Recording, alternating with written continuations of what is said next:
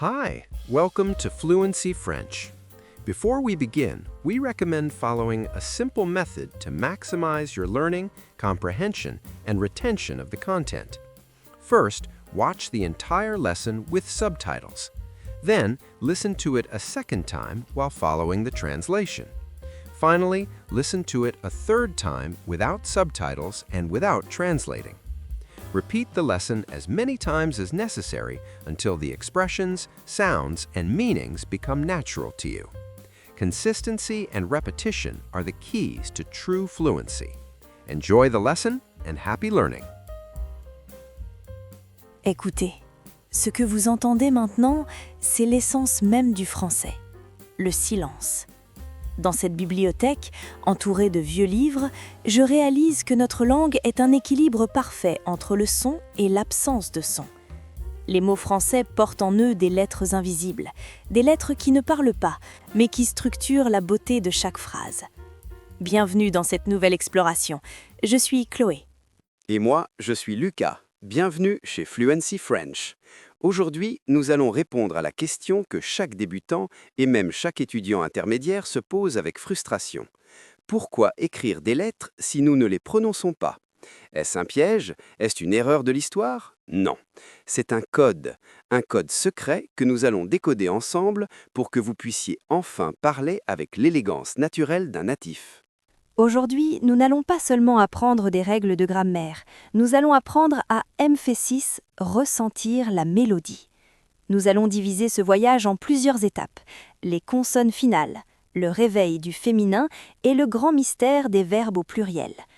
Avant de commencer, dites-nous dans les commentaires quelle est la lettre qui vous pose le plus de problèmes en français. Nous lisons chaque message avec attention. Imaginez une porte. Les consonnes à la fin des mots français sont comme les gardiennes de cette porte. Elles sont présentes, elles surveillent l'origine du mot, mais elles restent silencieuses pour laisser passer le voyageur. C'est la règle d'or. La majorité des consonnes finales ne sont pas prononcées. C'est une différence majeure avec l'anglais ou le portugais. Concentrons-nous sur un groupe spécifique. D, S, P, T, X, Z. Ces 6 lettres sont presque toujours muettes à la fin d'un mot. Prenons un exemple très simple pour le niveau A1. Le mot petit. P-E-T-I-T. Si vous prononcez le T final, vous brisez la mélodie. Écoutez la version correcte. Attention. Petit. Encore une fois, avec douceur, petit. Passons à la lettre S. Elle est partout. Elle indique souvent le pluriel, mais elle ne se prononce pas. Regardez le mot anglais. A-N-G-L-E-I-S. Le son s'arrête à la voyelle. Écoutez, anglais. Et la lettre P, elle est plus rare mais tout aussi discrète. Le mot beaucoup est utilisé des dizaines de fois par jour. B-E-A-U-C-O-U-P.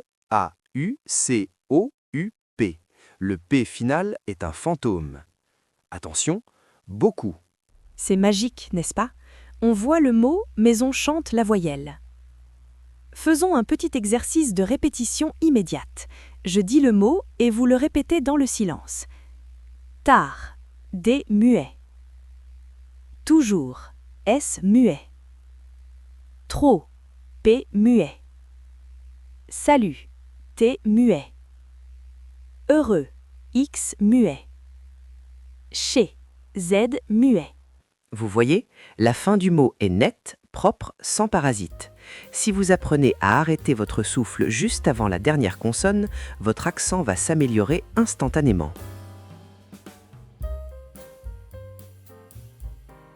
Mais Chloé, si ces lettres sont toujours muettes, pourquoi les avons-nous gardées? C'est inutile, non? Au contraire, Lucas, elles sont là pour une raison très précise, le genre. En français, la lettre E est comme une baguette magique.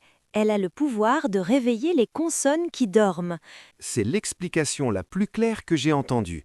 Regardons de plus près avec un adjectif que tout le monde connaît, grand.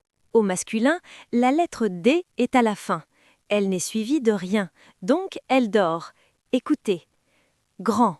Maintenant, passons au féminin. On ajoute un E. G-R-A-N-D-E. Ce E vient toucher le D et lui ordonne de parler. On entend enfin le son D. Écoutez la transformation. grande. C'est une différence subtile mais fondamentale. Écoutez bien la paire et répétez après chaque mot. Il est grand, elle est grande. Essayons avec un autre adjectif très utile. Prêt.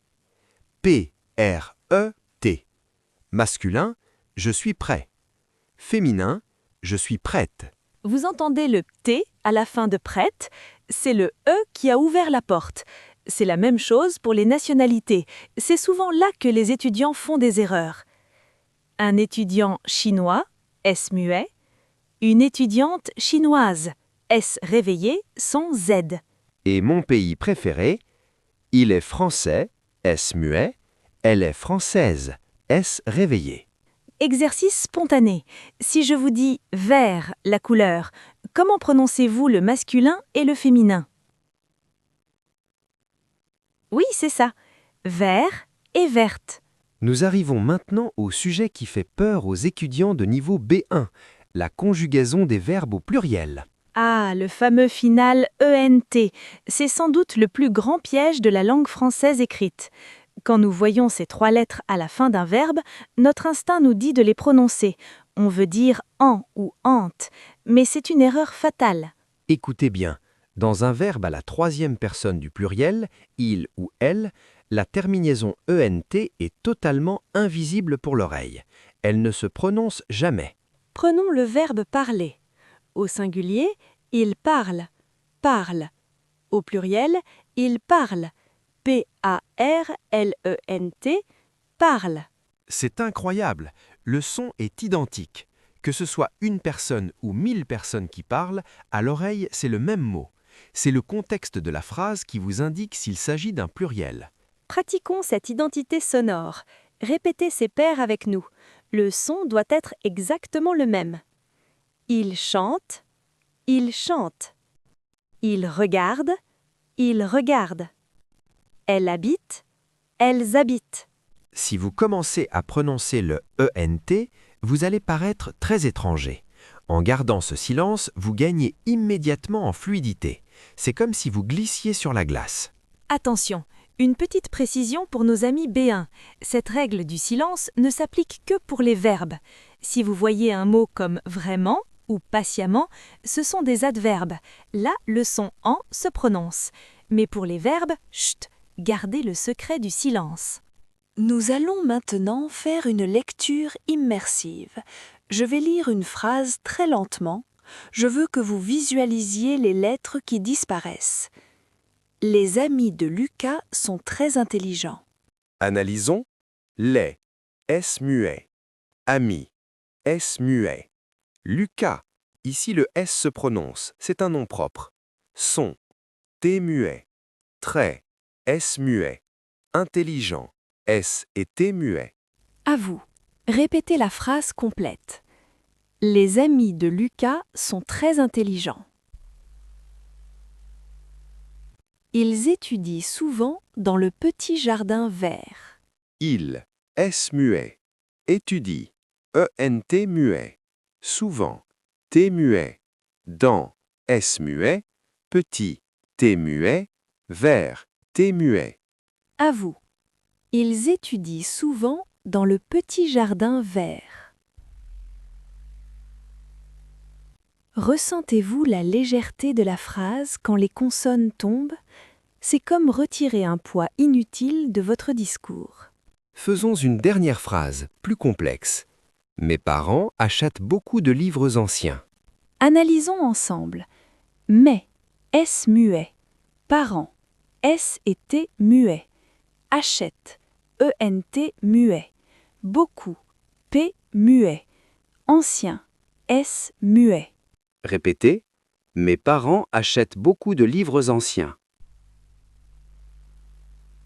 Pourquoi tant de complexité? Au XVIIe siècle, les membres de l'Académie française ont eu un débat. Fallait-il simplifier l'orthographe pour que tout le monde puisse écrire facilement? Ils ont répondu non. Ils voulaient que l'écriture garde la trace du passé. Par exemple, le mot temps s'écrit avec un P et un S parce qu'il vient du latin tempus. Même si on ne les entend plus, ces lettres nous rappellent d'où nous venons. Le français est donc une langue de Respect. Respect de l'histoire, respect de la racine, mais aussi respect de l'oreille. On écrit pour se souvenir, on parle pour séduire. C'est une belle façon de voir les choses, Lucas. Ne voyez plus les lettres muettes comme un obstacle, voyez-les comme des bijoux cachés dans le texte. Nous espérons que ce voyage au cœur du silence français vous a aidé à voir la langue différemment. La prononciation est un muscle que l'on travaille chaque jour. Voici votre mission finale.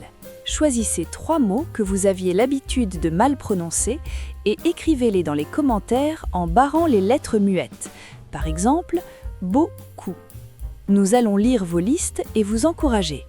Nous espérons que cette ambiance cinématographique et pédagogique vous a plu. N'hésitez pas à liker la vidéo, c'est le meilleur moyen de soutenir notre travail. Abonnez-vous pour ne pas manquer notre prochain chapitre. Nous parlerons de la description de votre environnement pour construire votre palais de la mémoire. Merci d'avoir été avec nous. Restez curieux, restez passionnés. Au revoir à tous. À bientôt!